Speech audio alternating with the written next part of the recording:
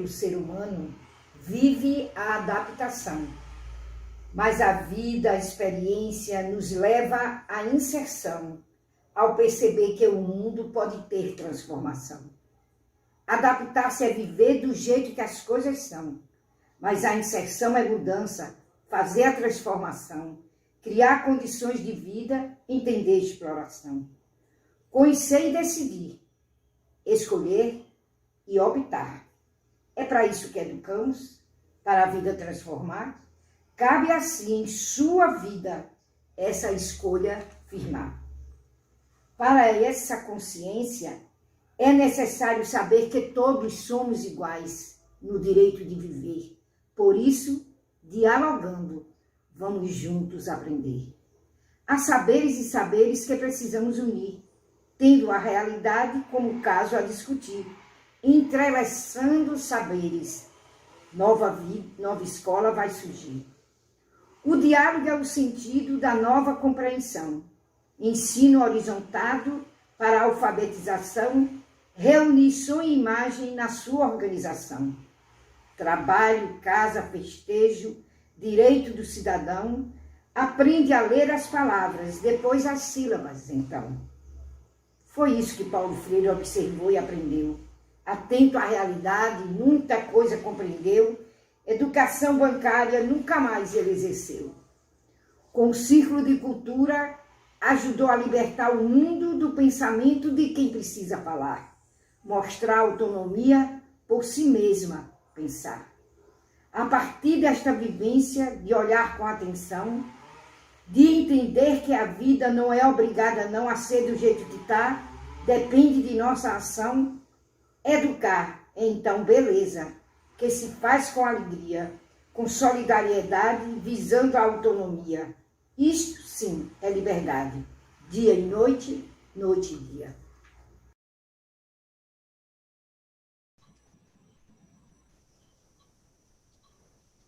Boa tarde a todos e a todas. É um prazer muito grande ter conosco nessa conferência de encerramento desse evento com o tema Novas Perspectivas para a Educação, como reinventar-se em contextos desafiadores. Primeiro colóquio internacional de pesquisa e educação, o segundo colóquio nacional de pesquisa e educação e o 10º colóquio regional de pesquisa e educação, contando com a presença do professor doutor Miguel Gonzalez Arroio. O professor Miguel Gonzalez Arroio, ele possui graduação em Ciências Sociais pela Universidade Federal de Minas Gerais, mestrado em Ciências Políticas pela Universidade Federal de Minas Gerais e doutorado na Stanford University também.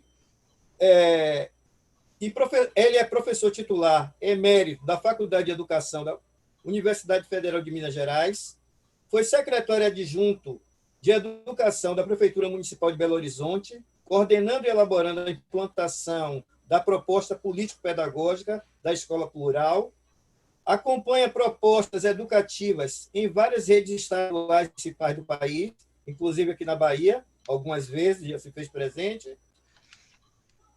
Tem experiência na área de educação, com ênfase em política educacional e administração de sistemas educacionais, atuando principalmente nos seguintes temas: educação, cultura escolar, gestão escolar, educação básica e currículo. A nossa admiração e a minha particular em relação à leitura do professor Miguel Arroio veio desde a época que eu iniciei o meu curso de pedagogia na Universidade do Estado da Bahia, uma das primeiras leituras que fiz do livro dele, intitulado, que ele organizou, né, em 1986, Da Escola Carente à Escola Possível, publicado pela editora Loyola, em 1986. Em seguida, crescendo essa admiração, eu comecei a acompanhar os trabalhos dele no material em aberto com o tema Educação Básica, a Construção do Sucesso Escolar. Essa época, nesta obra, ele fala exatamente do peso da cultura escolar e do ordenamento da educação básica. É um texto que tem muito boas reflexões. Atualmente, o professor está também engajado em um projeto de pesquisa que deu iniciado em 2015, com o seguinte título: Pobreza e Negação. Pobreza e Negação, garantia do direito à educação. A pesquisa se propõe como objetivo central trazer para o pensamento educacional para as políticas e centralidade da relação pobreza e negação, a garantia do direito à educação. E nos brinda ainda reconhecido como doutor honoris causa pela Universidade Federal Fluminense no ano de 2015. No ano de 2018, ao completar 40 anos da educação e sociedade na sessão comemorativa, ele escreveu um lindo artigo com o título Reafirmação das lutas pela educação em uma sociedade desigual, e, como sempre, o professor sempre nos provocando com as suas inquietações nos seus títulos, trazendo dentro dos títulos as indagações. E eu tive a oportunidade, com uma doutoranda, aluna minha do doutorado, em 2018, publicar a resenha do livro dele, Passageiro da Noite, do trabalho para a EJA, Itinerários pelo Direito a uma Vida Justa. Esse trabalho nos honrou muito, foi publicado pela Revista Brasileira de Educação, volume 24, 2019. A minha orientanda do doutorado é Edna Ferreira, que junto comigo escreveu essa resenha. E agora, um artigo muito atual, publicado em março a agosto de 2020, na seção especial, contando com 21 páginas, Gestão da Educação com Justiça Social. Que gestão dos injustiçados? Então, agora, franqueamos a palavra ao professor Miguel Arroio para que ele possa escrever outras contribuições desta tarde. Bom, boa tarde para nós, educadoras e educadores. Obrigado, César, essa lembrança de toda essa trajetória. Muito obrigado a você. Obrigado, Thelma, convidado para participar neste trabalho tão lindo que vocês estão fazendo. Esse trabalho sobre novas perspectivas para a educação. Olha a pergunta.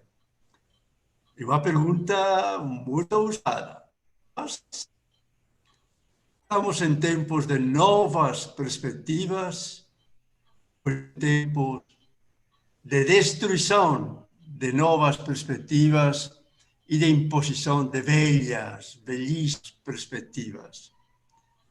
Essa pergunta de vocês é de extrema atualidade, mas não deixem de lembrar isso que estou sugerindo. Será que estamos em tempos de novas ou de velhas perspectivas para a educação? Uma boa pergunta. E depois a outra pergunta deste encontro que vocês estão realizando, que seria como reinventar, como reinventar-se em contextos desafiadores. Vocês já partem de uma constatação. Estamos em contextos desafiadores. Será que é possível reinventar-nos? Como resistir a esses contextos desafiadores e reinventar-nos? Mas reinventar o quê? E a pergunta que vocês me colocaram especificamente é muita. Reinventar as nossas identidades docentes educadoras. Será que é possível reinventar nossas identidades docentes educadoras? Então, eu vou trabalhar com vocês agora, durante 90 minutos, tema que me parece extremamente desafiante. E começar com uma constatação. Hoje estamos não só em um tempo de pandemia que nos interroga, que interroga a educação, que interroga nossas identidades, mas estamos, sobretudo, em um tempo de pandemia política. Não esqueçam isso, educadoras, educadores. Pandemia política. Estamos em tempos em que se politiza o próprio vírus. Se explora o vírus politicamente. Se tenta tirar proveito até do vírus. Se tenta tirar proveito até de 150.000 vidas ameaçadas. E não só ameaçadas, exterminadas. Estamos em um tempo eu diria, anormal. Anormal. Quando se tira proveito atético, econômico, de mortes, de vidas exterminadas por um vírus, e quando ainda a política extermina mais vidas, estamos num tempo de poucas esperanças. Educadoras e educadores, tomemos consciência do tempo em que estamos. Tomemos consciência. Faz tempo que nós não tínhamos um tempo contraditório tão brutal. Vocês não devem lembrar muito dos tempos da ditadura. Eu lembro. Eu estava estudando na Faculdade de Filosofia e Ciências Humanas da UFMG. Nós saíamos nas ruas, gritávamos. E uma das perguntas que nos fazíamos cada manhã quando nos encontrávamos: quem morreu de ontem para hoje? Eram brutais de ditadura, de mortes, de tantos militares, de tantos estudantes. Será que vamos chegar, ou já estamos nos mesmos tempos? Então, este é um ponto muito importante. Que coragem de vocês colocar um tema como este, novas perspectivas para a educação, em contextos tão desafiadores. E ainda o tema da identidade docente. Sabe, me parece muito importante, e parabéns a vocês por ter colocado o tema da identidade docente, porque quando se fala em tempos de pandemia, não se fala de pandemia política, se muito em como retomar as aulas, que se volta às aulas, que se volta presenciais, que se presenciais e à distância, que se vamos ter agora, a partir de agora, forma de educação. E a preocupação principal passa a ser quantos se tem perdido por parte dos estudantes de ter estado durante 2, 3, 4, 5 meses sem aula. Esta é a questão principal, não é verdade? Vocês já observaram uma coisa? Se pensa muito, e é normal que pensemos isso. Será que o aluno deixou de aprender alfabetização na idade certa? Outro dia, a presidente do Conselho de Educação colocava isso. Que perde não ter aprendido alfabetização na idade certa para essas crianças. Será que vamos aprová-las? Vamos aprovar junto o ano 2000 e 2001? Lembra? Essas são as questões que estão colocadas. As grandes questões que estão colocadas são muito mais se o aluno aprendeu, não aprendeu, se os cursos de aprendizagem estão sendo quebrados, como recuperá-los. Que pouco se fala de nós. Vocês já observaram isso? Que bom que vocês colocaram. E nós? E nós? Nós, educadoras e educadores, o que está acontecendo com esta pandemia do vírus e com esta pandemia política? Então, parabéns a vocês por ter-nos dado olhados. Será que entidades docentes, educadoras, também estão sendo afetadas? Esta é a pergunta do tema. Estão sendo quebradas? Estarão sendo destruídas? Então, que bom, já digo, parabéns a vocês por ter colocado um tema em que nós, educadoras, educadores, pesquisadores na área da educação, orientadores da área da educação, teóricos da educação também, e sobretudo educadoras e educadores, educação infantil, da educação das infâncias, adolescências, dos jovens e adultos, nos colocamos. E nós? E nossas identidades? Eu achei muito interessante este tema, porque quando eu chegava nas escolas, eu fui secretário de Educação em 93 até 97. E quando eu chegava nas escolas, construindo aquele projeto maravilhoso, a plural, eu sempre perguntava aos professores, mas está tudo bem? Mais ou menos, professor. Mais ou menos. Por quê? Não sei. Somos tão atacados. Todo mundo ataca o professor. Todo mundo ataca que o professor brinca de ensinar e o aluno brinca de aprender. Afinal, qual é o nosso fim? A pergunta principal foi essa. Você citava aquele livro de 85, A Escola Possível é Possível. É possível outra identidade docente? E, quando eu fui secretário, a pergunta que eu notei muito, nós tínhamos mais de 20.000 educadoras, educadores, junto com os funcionários. A pergunta fundamental era esta: qual é o nosso ofício? Qual é o nosso ofício? Quem sou eu? Falava a professora. Quem sou eu? Se perguntava o professor. Este livro tentou ser um pouco recolher essas inquietações. Ofício de mestre. Qual a minha imagem? Qual a minha identidade? Qual a minha autoimagem? Qual a minha autoidentidade? Eu diria para vocês que esta é uma grande questão que nos acompanha. Educadoras e educadores, se perguntem sempre quem somos. Qual o meu ofício? Qual é o teu ofício, educadora da infância? Qual é o teu ofício, professora, professor? Qual é o teu ofício, educador na EJA?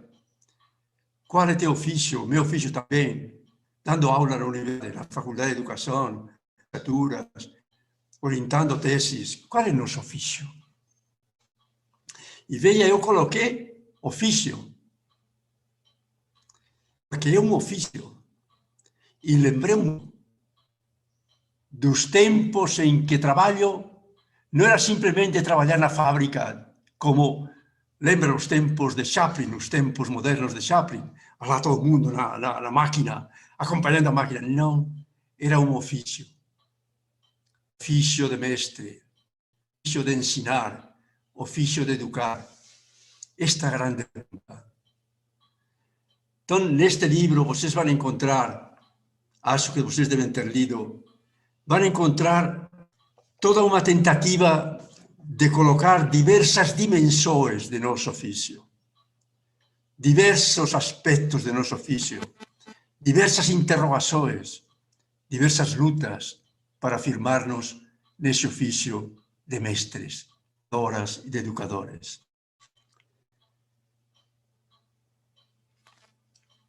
Das coisas que eu constatei, e que é bom lembrar agora, é que estávamos destruindo velhas imagens de um ofício ultrapassado.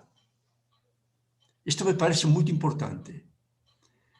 Você que é orientador de teses, se vocês têm aí aqui alunos que não têm ainda um trabalho, um tema, veja, quando eu até para professor adjunto na universidade, na Faculdade de Educação, o título de minha tese foi, naquela época se exigia uma tese, e o título de minha tese foi Mestre, Educador, Trabalhador? Esta era a minha pergunta. E eu fiz todo um histórico de como as nossas imagens, o nosso ofício, de muito tempo, desde o Império, era o de mestre-escola. Vocês já ouviram falar? Mestre-escola. Éramos mestres das primeiras letras. Assim, o mestre das primeiras letras. Hoje não estamos muito distantes. O mestre da alfabetização na idade certa, do letramento na idade certa.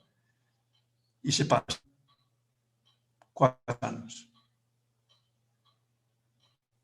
essa ideia, somos apenas letradores, numeradores, que ensinam, que acompanham as crianças como letrandos, isso é muito pouco. Eu, quando escuto que as crianças de 6, 7, 8 anos são pensadas apenas como no de letramento na idade certa, isso me dá pena. Esse é um tempo muito mais rico, é um tempo muito decisivo, o último tempo da infância. Outro dia estava falando sobre educação infantil e fiquei sabendo que em muitas escolas de educação infantil, a educação infantil vai de 0 a 3 anos. E eu perguntei, mas e 5? 4 e 5 já é pré-alfabetização. Severa. Daqui a pouco, quando fizerem auscultar a mãe que está esperando, acho que seria bom que fosse um especialista em letramento, junto com a enfermeira ou com o médico, para ver se a criança já diz, bah, bé, bi, bobu, se está aprendendo a ser letrada, até, por favor. Uma vergonha que essa infância apenas a letrandos. Muito grave, porque nos condena, educadoras e educadores, a mestres lentos. Temos que reagir a essa identidade. Merecemos muito mais. Ofício de mestre mais do que isso. Ofício de mestre mais do que isso. Quando a educação se reduz a letramento, nós viramos mestres das primeiras letras ou letrandos na idade certa. É pouco. Não só educando perde em identidade, perdemos também. Essas são as identidades antigas, essas são as identidades que durante muito tempo eram as identidades reafirmadas as diretrizes curriculares de formação de educadoras, nem de educadoras. Vocês já viram uma das últimas diretrizes curriculares de formação de entidades, não falam em direito à educação, falam em direitos de aprendizagem. Logo, eu sou apenas, minha identidade é de quem ensina a aprender. Temos que reagir a essa visão pobre que nos condena de cima, das alturas do Conselho até Nacional de Educação. O último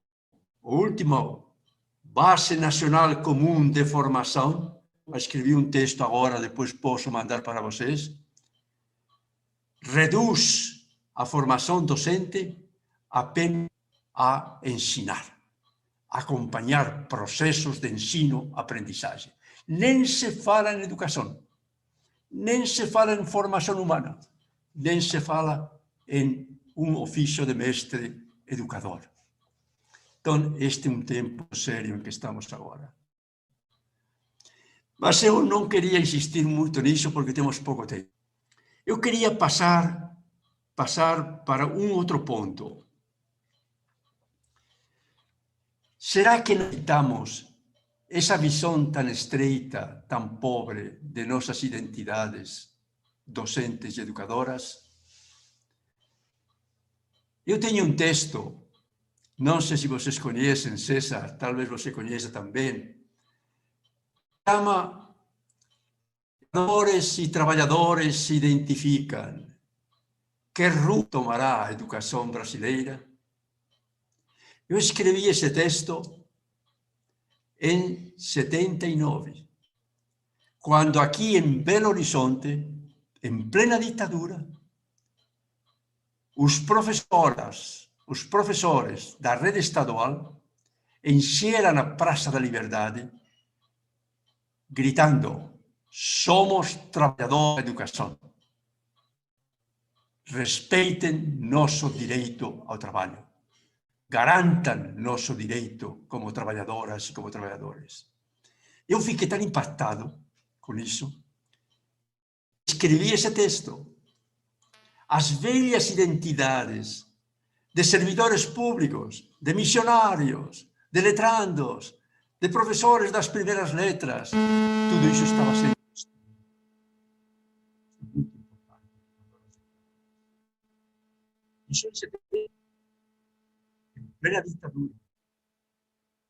Os homens tiveram coragem de destruir essas velhas identidades, essas pobres identidades do ofício, e construir outras identidades politicamente muito mais radicais. Identificar-se como trabalhadores na educação. O que significou isto? Essa é a pergunta que eu coloco nesse texto que vocês poderiam ler. Trabalhadores e educadores significam que rumos tomará a educação e que tomará a própria identidade docente educadora. Tomará rumos muito mais radicais. E há vários deles que esses rumos tão radicais temos tentado afirmá-los. Aí surge o movimento sindical, o novo movimento sindical docente-educador. Movimento sindical não era simplesmente... Eu estive numa, como esta agora, uma teleconferência, que me colocaram no dia do professor, o tema é valorizar o professor. E eu falei, não sei se vocês usam essa palavra, valorizem, nos valorizem, nos valorizem. Por favor, os trabalhadores nunca pediram aos patrões para ser valorizados. Cuidado, parece que estamos na bolsa de valores. Me valoricen, que sou professor, me valorizem, me paguem melhor, me valorizem, me deem mais condições de trabalho, me valorizem, me deem mais... Os trabalhadores nunca pediram, como trabalhadores, que os patrões os valorizaram. O que eles exigiram é ser reconhecidos trabalhadores e ser reconhecidos seus direitos do trabalho. É por aí que temos nossas identidades, ok? De trabalhadores. Então, essa grande mudança que houve em nossas identidades docentes e educadoras. Já digo, isso aconteceu em tempos de plena ditadura, que eram tempos extremamente desafiadores, tanto ou mais, não sei se mais, ou iguais aos tempos de pandemia política que estamos vivendo agora. Então, esta me parece a grande questão que vocês colocam. Eu não reinventar identidades docentes e educadoras. Eu diria afirmar identidades de trabalhadores. Está claro isto? E por que, cando que estamos en tempos de reafirmar identidades de traballadores? Por qué? Porque estamos en tempos en que se ataca até os direitos do trabalho. Vocês já sabem, no já anterior, governo golpista do Temer, instituiu a única e a primeira e única mulher presidenta em toda a nossa república, educadores. Aquele golpe foi um golpe machista. Machos que sempre ocuparam o poder, dizendo, vai embora, lembram o que falavam? Vai embora, mulher, para cuidar dos netos. Essa é a função que se espera da mulher. Foi um golpe machista. O poder sempre foi machista. É símbolo do patriarca, a pátria potestas, o poder pátrio, é o poder do pai. Então, foi um momento lamentabilíssimo. E aquele governo, aquele vice dela, o próprio dela, depois das coisas, o que ele fez? Acabou com a CLT. Acabou, não é verdade? O que significava a CLT? Significava conhecimento político de que os direitos do trabalho são direitos políticos a ser garantidos pelo Estado. E o que o próprio presidente Temer falou? Se tiver que escolher entre quem define o direito, se é o poder, o Estado, ou é o patrão, em diálogo com o operário, eu prefiro que seja definido em diálogo entre patrão e operário. É que absurdo! Nesse momento, se acaba com o trabalho como direito político. E os direitos do trabalho passam a ficar à mercê do mercado. E isso já naquela época. Imaginem agora que estamos em um estado de direitos. Estamos em um estado de livre mercado. De mínimo de livre mercado. Adeus, direitos do trabalho. Este é o problema que eu gostaria de trabalhar com vocês, educadores. Quando os direitos do trabalho deixam de ser direitos a ser garantidos pelo Estado, que acontecerá com nossos direitos de trabalhadores na educação? Se coloquem esta pergunta, que é uma pergunta para nossas identidades de trabalhadores e trabalhadoras. Insisto, quando os direitos do trabalho deixam de ser direitos políticos a ser garantidos pelo Estado de Deus, Estado de mercado despreza os direitos do trabalho, não só do trabalhador da fábrica, do trabalhador do comércio, do trabalhador na agricultura, vai desprezar e já está desprezando os nossos como trabalhadoras na educação. Este é o grande problema de novas perspectivas para nossas identidades docentes. Eu digo, novas resistências para nossas identidades docentes, que custou tanto afirmar. Trabalhadoras, trabalhadores da educação, exigindo não favores do prefeito, do secretário, favores do governo, favores do Conselho Nacional de Educação, nem do MEC, mas direitos políticos do trabalho. Então, este me parece um ponto fundamental. Educadoras, neste tema de vocês, reinventar, eu diria, resistir às identidades docentes que construímos como trabalhadores na educação. Eu queria, este tema depois podemos dialogar sobre ele, me parece muito importante. Digo, leiam esse texto meu antigo, de 79. Olha o que eu já estava prevendo. Estava prevendo que naquele momento estávamos em um momento histórico de mudar, de jogar no lixo as velhas identidades, de submisso aos funcionários públicos, ao último mandante no poder municipal, estadual ou federal, para dizer somos sujeitos de direitos porque trabalhadores com direito ao trabalho.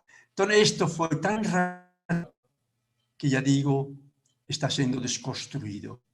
Estamos em tempos de pandemia política que desconstrói nossas identidades de trabalhadoras e trabalhadores da educação e, consequentemente, nossos direitos do trabalho.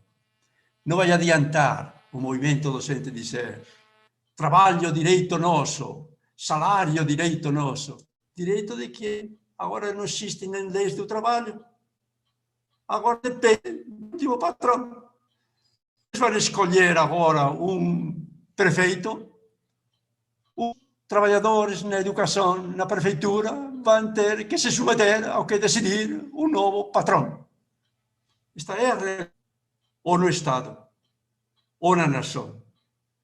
Será que vamos esperar alguma coisa desses novos patrões que estão defendendo o Estado mínimo de direitos e o Estado máximo de mercado?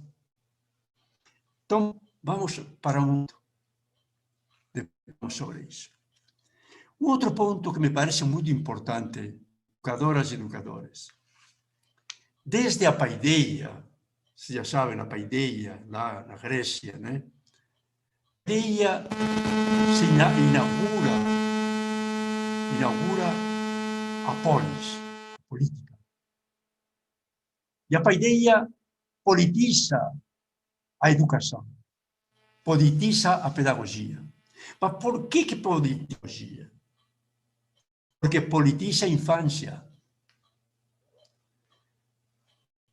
A infância passa a ser vista não só como direito da família, mas a ser vista, que é o que se diz agora, a família, essa ministra que temos aí da família, a família.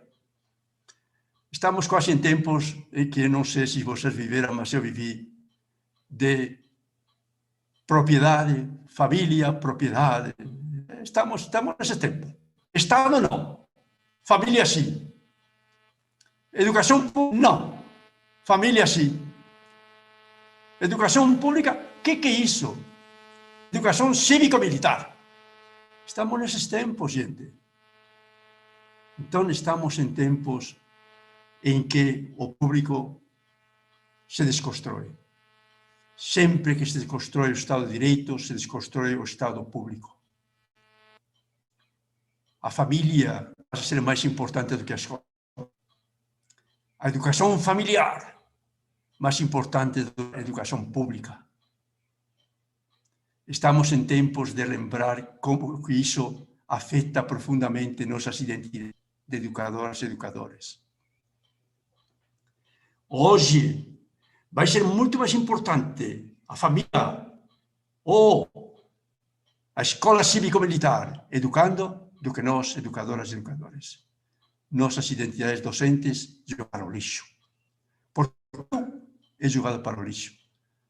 Porque a educação cívica, cidadã, não cívica, cidadã, de cidadãos para a República, está sendo esquecida. Eu lembrava para vocês uma coisa que me parece muito importante. Quando a infância foi politizada como o germe da polis, da política, da república, ela foi politizada. E ela foi elevada para da educação familiar e a educação pública cidadã que prepara os futuros cidadãos. No sentido da educação republicana, tudo isso está sendo desconstruído. As nossas identidades de educadoras e educadores, as identidades da pedagogia, surgem todas quando proclama que a infância é o germe da política, da polis. E aí, em que tempos estamos? Estamos em tempos de politizar a infância? Já falei, não.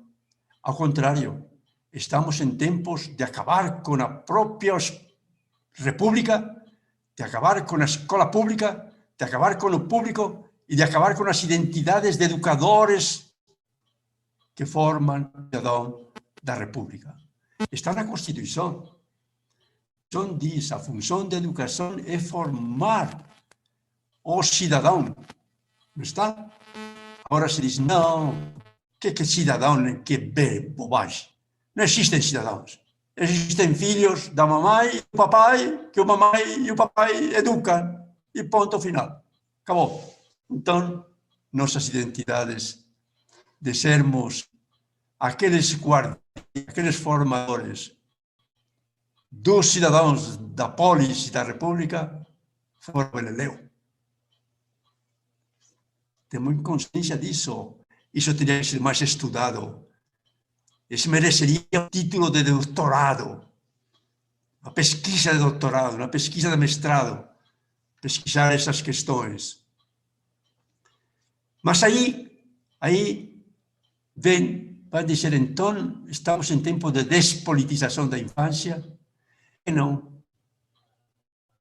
Estamos em tempos de politização da infância. Mas não a politização da infância como germen, broto, esperança da República. Estamos em tempos de politização da infância destruída. Este foi o livro que eu já escrevi. Imagens quebradas. Eu gosto muito deste. Vejam a capa deste livro. As capas do meu livro, lindas. A capa deste livro é uma menina negra que está brincando. É o direito da infância de brincar. Sempre pensamos que o tempo da infância é tempo de brincar. Mas olha com quem está brincando essa criança quilombola. Está brincando com uma boneca quebrada.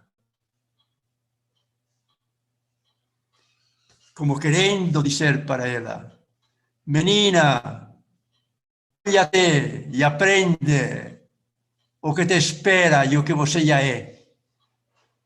Uma infância quebrada, brincando com uma boneca quebrada. Esse é teu direito, mais do que isso não. Terrível. Este livro que escrevi quando nas escolas, isso já é 93, 92. Me perguntava: está tudo bem, professora? Eu lembro que um dia uma professora falou assim: Arroyo, não está bom. Não.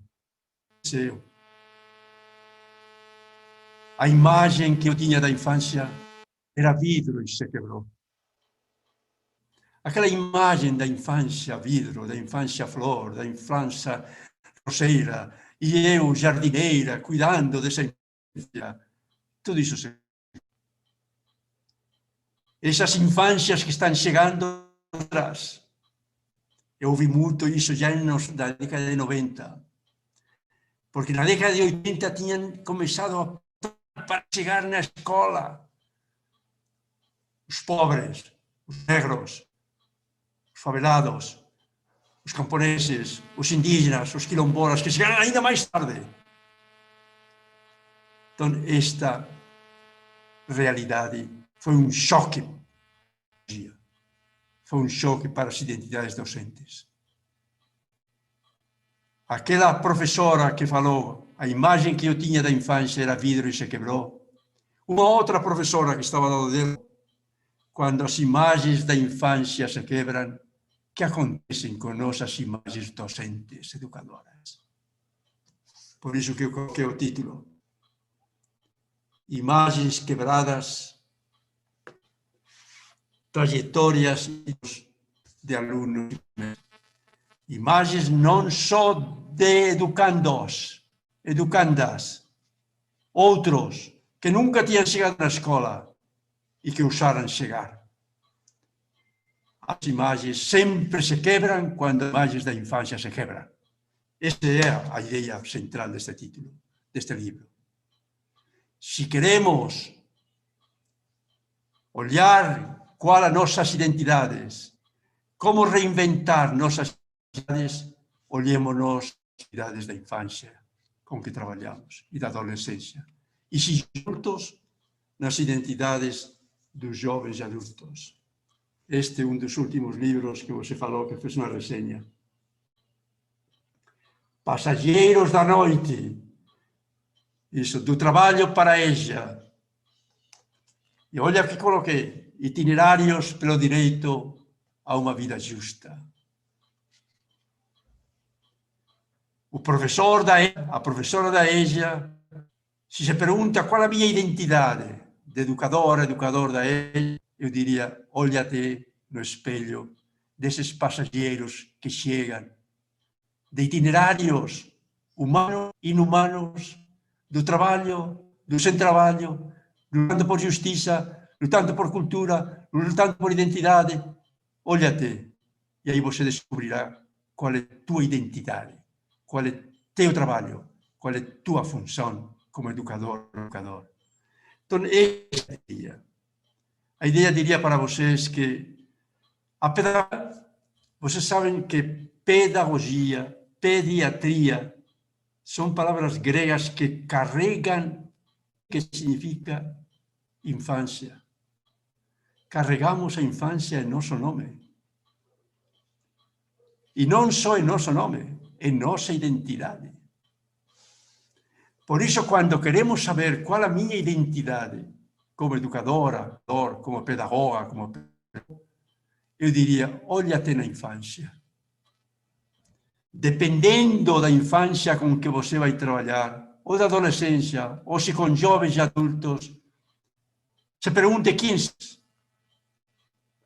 como são tratados, como chegam às escolas, como chegam a ella. E você descobrirá quem que você é, qual a tua identidade. Eu tenho escrito bastante, vocês sabem, um livro, Corpo e Infância. Neste livro, que não é só meu, este livro foi junto com Maurício Roberto da Silva, lá de Florianópolis. Ele me mandou muitos trabalhos de orientandos dele, da própria e de outros orientadores, sobre, eles são da área da educação física. A educação física se preocupa com o corpo mais do que as outras áreas. As outras áreas nem falam no corpo. A educação física é aquela que tem o corpo como identidade de trabalho. E isso, que falamos educação física.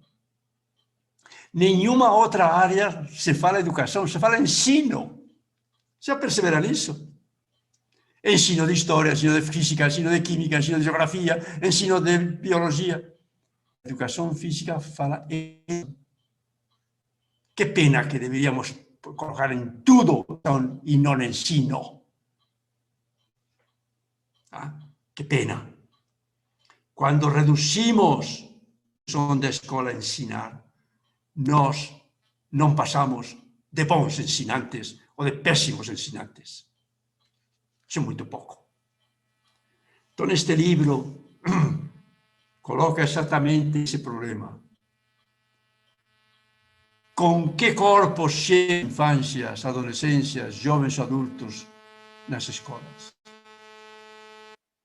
Com que corpos? E eu coloquei o primeiro texto aqui, se vocês viram, um texto forte. Olha o título que eu coloquei. Corpos precarizados que interrogam nossa ética profissional. Esta é uma pergunta que nós temos educadoras e educadores. Se queremos saber quem somos, qual é a nossa identidade, qual é a nossa ética profissional, olhemos primeiro aqueles corpos. Quando é verdade, eu lembro que ia nas escolas e muitos professores falavam: Arroyo, eu não sei mais o que fazer. O que foi? Eu preparo minha aula, chego lá, começo a dar aula sobre o tema que eu preparei, viro para o quadro, escrevo no quadro, e quando viro para os alunos, todos ficam abrindo a boca. Digo, por quê?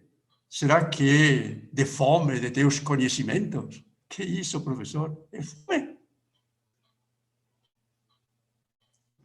Corpos famintos que chegam às escolas. Sabem quantos milhões dessas crianças que chegam às nossas escolas estão na extrema pobreza? Na família? Quase 20 milhões. E ontem eu vi que 84 milhões de brasileiros estão na pobreza. Onde vocês viram as reportagens ontem? 84 milhões na pobreza. Sabem o que significa isso? Se nós pensamos nos 20 milhões de crianças na pobreza, na extrema pobreza, e somamos mais 10 milhões que estão na pobreza tão extrema, e somamos os que diz que agora tem mais 10 milhões na pobreza até extrema, nós vamos ter mais de 75% dos educandos na extrema pobreza, na pobreza. As escolas públicas são escolas dos pobres. Se as escolas públicas são escolas das nossas identidades educadoras, são de educadoras e educadores de pobres. É isto que está mudando. É isto que muda nossas identidades. E teremos também um outro livro, que eu gosto muito também. Este livro, vocês conhecem, Trabalho e Infância. Olha aqui na capa, um adolescente trabalhando já na enxada. Mas pode ser não só na enxada, pode estar ajudando o pai a catar lixo. Aqui está, na contracapa. Um adolescente saindo com um som do lixão. Quando aparece a vezes na televisão essa imagem de mulheres pobres, negras, e de crianças e adolescentes catando comida no lixão, olha, isso é de uma pena política. E eu sempre me faço a pergunta, essas crianças, será que depois vão na aula? Será que o professor, a professora, talvez saiba porque devem estar com as mãos o trabalho de mexer no lixão? Mas será que nos fazemos a pergunta, o que significa para uma infância, para uma criança, estar-se catando comida num lixão, brigando com os urubus, comida no lixão? Paulo Freire nos falava, são humanidades roubadas, roubadas desde a infância. E ultimamente, vocês sabem que eu escrevi um livro que também nos interroga muito, muito nos interroga. Este. Imagens. Muita gente me pergunta, Arroyo, você está falando das imagens quebradas e ameaçadas pelo vírus? Não, eu lancei este livro na última PED, que foi antes do vírus. Foi em outubro ou novembro do ano passado. Por quê? Porque as vidas ameaçadas de infância, de crianças e adolescentes, sobretudo pobres e negros, não é coisa do vírus. Isso é coisa da política. É o Estado que ameaça, é a justiça que ameaça. Se lembram daquele governador que diz, vou entregar um rifle para meus policiais e que olhem bem para a cabecinha deles.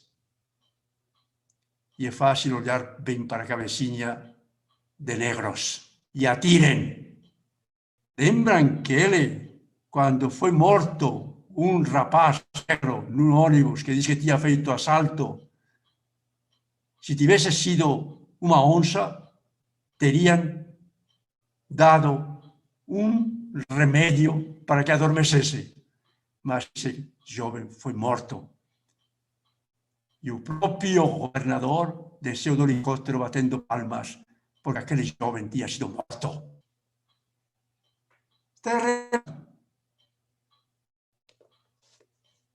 Aquele fato que aconteceu lá nos Unidos com George e a reação profunda, vidas negras importam. E aqui uma mulher, pouco depois, uma mulher negra, por um policial de aqui, também fez o mesmo gesto. Colocar seu joelho de macho em cima da mulher negra. Mas aqui não teve a reação lá. Falta ainda reagir muito. Ainda falta defender vidas ameaçadas. E aqui estamos tão acostumados que jovens adolescentes, que pobres negros favelados, ou militantes como Marielle sejam mortos, isso já é rotina. Aqui na capa, na contracapa, depois vocês olhem na contracapa. O que está aqui escrito na contracapa destas vidas ameaçadas? É uma marcha. Mostra aí, César. É uma marcha de mulheres negras contra o genocídio da população negra. Exatamente, isso aí. Um pouco mais para baixo. Um pouco para baixo. Aí, esse. E qual é o grito dessas mulheres? Enquanto viver, luta e de luto. Tem um texto aqui que eu acho que vocês vão gostar, me parece que na página 152, me parece que... Quando eu já tinha este livro já escrito, eu vi dois textos que terminei incluindo neste livro. Um deles é aqui na página 150. Isso. As mais órfãs de filhos que o Estado levou. Terrível, né? De quem esperávamos proteção é quem leva os filhos. Esta é a realidade, gente. A minha pergunta é um pouco esta. Como que nós, educadoras e educadores, que vivenciamos essas questões, como dizer, com essas mais órfãs de filhos que o Estado levou? Será que temos reuniões para discutir? Ou ainda nos reunimos com elas para dizer: seu filho é violento, seu filho é disciplinado, seu filho é aquilo, seu filho não faz os deveres, seu filho vai ser reprovado, vai repetir. Por favor, educadoras e educadores, aprendamos com as mais órfãs de filhos que o Estado levou a sermos educadoras, educadores das ameaçadas. E na página 77, eu trabalhei também um outro texto, e também num jornal. Página 77, coloca aí, César. Mais para cima. Levanta mais. Não, mais para cima. Isso. Crianças que sabem ser ameaçadas. E por quem? Não só as mães sabem que o Estado ameaça essas crianças. As próprias crianças sabem ser ameaçadas. Se elas sabem ameaçadas, como que vamos ignorar que elas sabem ser ameaçadas? Como educadoras e educadores. Uma notícia ocupa os noticiários e provoca as autoridades. 1.500 cartas de crianças no complexo das favelas da Maré, não pode ser no complexo das favelas aí de Salvador, ou de Belo Horizonte, ou de tantos lugares, enviadas para a justiça. Eles enviaram para a justiça. Descreve o horror da vida sobre o fogo cruzado, junto com a notícia de 6 jovens que morreram nos últimos 5 dias nas comunidades fluminenses. Leiam esse texto aí. É forte. Eu, quando vi isso, digo, eu tenho que colocá-lo aqui. Não sou eu, Miguel, que diz as vidas são ameaçadas. As próprias mães que falam, enquanto viver eu luto pelo extermínio contra o extermínio de meu filho. Ou as próprias crianças, nem só as mães. As próprias crianças sabem ser ameaçadas. Educadores, somos profissionais. Nossas identidades de educadores trabalham com crianças que sabem ser ameaçadas. Não sabem ser só em corpos precarizados. Não sabem ser só em trabalhos forçados. Sabem ser algo muito mais. não sabem ser só reprovados, sabem ser ameaçados de vida ou morte. E aqui vão colocando, eu não gosto do helicóptero que atira para baixo e as pessoas... Isso é uma criança. E um desenho aparecendo um helicóptero e a criança escondendo-se. Outro falava assim, um dia eu estava na escola estavam-se ameaçados. No pátio, fazendo educação física. Aí, de repente, o helicóptero passou dando tiro para baixo e todo mundo correu para o canto, arquibancada. Quando passou o tiro, a gente correu dentro da escola. Até minha mãe me buscar. Isso é maravilhoso. A esperança que a mãe cheia, mas também a esperança de proteger. Já perceberam isso? Quando passou tudo, a gente correu para dentro da escola. Escola protetora de vidas. Escola não só letradora de letrandos na idade, não ensinando geografia, história, biologia, química ou física. História, a escola, diante dessas infâncias em vidas quebradas, ameaçadas, passou a ter uma função radical. Proteger vidas ameaçadas. A nossa identidade não é só de docentes, é muito mais do que isso. É de proteger vidas ameaçadas e perguntar-nos, como educadoras, como educadores, o que significa criança vivenciar, desde criancinha, que sua vida estará ameaçada durante toda a vida. O que significa isso? Isso é destruição de ideias. Isso é destruição de autoimagens. Como trabalhar, como reconstruir imagens quebradas, imagens desconstruídas, como salvar vidas ameaçadas. O tema que vocês me colocaram não é um tema fácil. Inventar identidades docentes e educadoras. Em tempos de pandemia política, em tempos de justiça justiceira, vocês já viram aquele juiz que mandou Lula para a cadeia para não ser eleito? Que ele foi eleito ele como ministro da Justiça. E o primeiro pacote que ele inventou, pacote anticrime, sempre se inventa pela justiça um crime, a justiça vira a justiça criminalizadora, criminalizando a quem? Esta é a grande pergunta. Quando até a justiça criminaliza a infância, os jovens e adultos, nossas identidades docentes e educadoras têm que mudar radicalmente. Radicalmente. Têm que ser protetoras de vidas. Têm que ser educadoras e não só ensinantes. Educadoras, como falava Paulo Freire, recuperam identidades quebradas, humanidades rotas, recuperam a humanidade em tempos de tanta desumanização. Muito obrigado a vocês.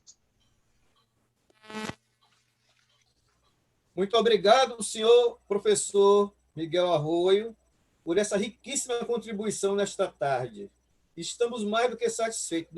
É um grau de satisfação imensa, né? O prazer de ouvi-lo nesse encerramento desse nosso evento do curso de Pedagogia da Fundação Visconde de Cairu. E dizer que vamos, sim, pensar nessas grandes reflexões que o senhor nos apresenta nesta tarde, principalmente no sentido de reafirmar as identidades de trabalhadores da educação, que sejamos resistentes para a nossa identidade de docentes. Não é?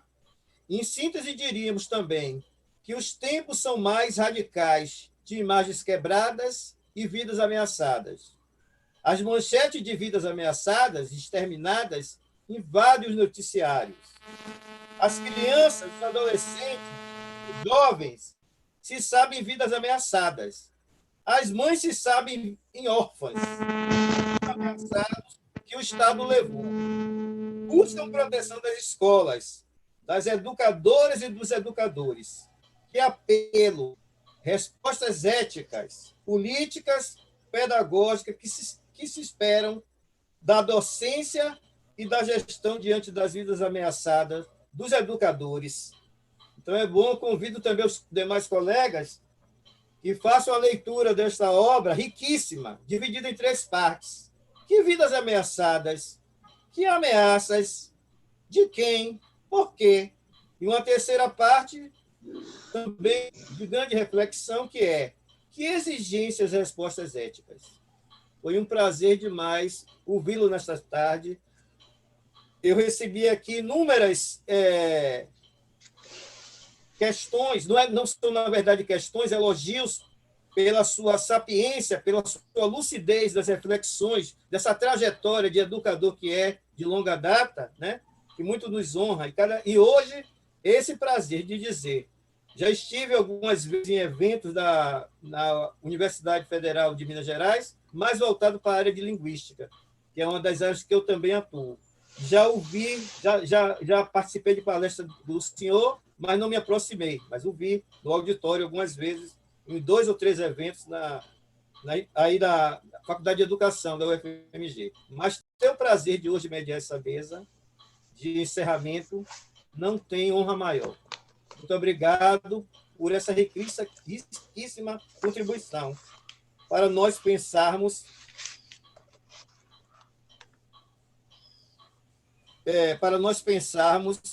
esse trabalho com a educação, da educação e para a educação, e refletirmos cada dia do nosso papel enquanto educadores, enquanto mestres, e pensar nesse ofício de mestre que o senhor tanto coloca. Então, aqui eu tenho alguns... Rosaline Chaves, que disse: momento ímpar, parabéns aos organizadores do evento. A Márcia Rodrigues, que diz: importante que alguns homens, como o professor Arroio, que têm o valor de falar de atitudes machistas e misóginas dos machos fragilizados, que arquitetam e destruem e continuam destruindo o Brasil. A professora Thelma Curtizo, que é a nossa coordenadora do curso de pedagogia: parabéns, professor Miguel Arroio. É uma honra tê-lo em nosso colóquio. Hermínia Nogueira, explanação elucidativa e esclarecedora. Anália Santana, realmente há uma destruição total dos direitos fundamentais. Então, são algumas das reflexões que nós temos aqui, e dizer que foi mais do que bom ouvi-lo, e continuaremos incentivando as pessoas aqui em Salvador a ler as suas obras. Muito obrigado.